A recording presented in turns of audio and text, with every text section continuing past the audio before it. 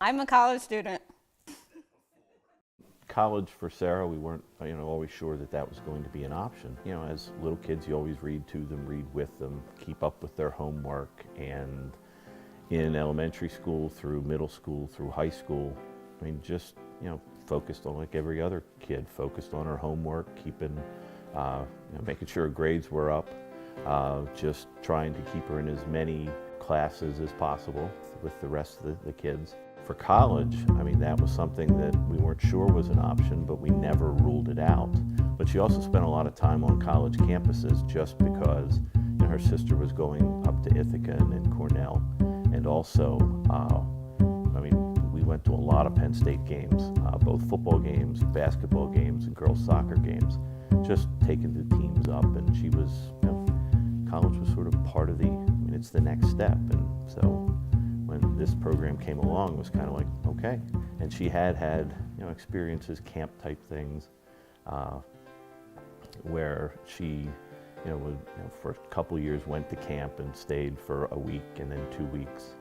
A couple years she was a counselor in training at the camp down in Maryland. Sarah goes to Millersville, Career and Life Studies program. She was sort of ready to go away to college, but we got the same calls as every other parent gets with the first week, where I'm getting adjusted to living in the dorm or in the pod with a bunch of people she didn't know. She still wants to work with dolphins, to work with marine animals, and that's something that has been part of her life for a long time. And whether it's there's only so many of those jobs out there, so as a parent you go, there's other things. As a parent with any kid going away to school, that's what they're supposed to do. They're supposed to leave the house. But with somebody like Sarah, it's a little bit scarier. I'm handling it pretty well. Her mother was a mess, of course. She's handling it very well. The parents are, we miss her a little bit.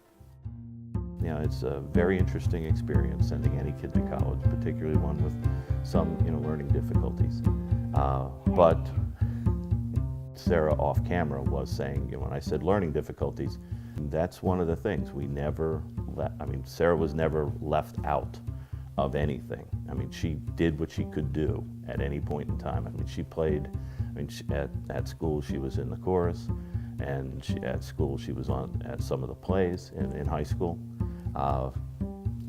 From the time she was in second or third grade through high school, playing soccer with rec soccer, playing basketball at CYO level.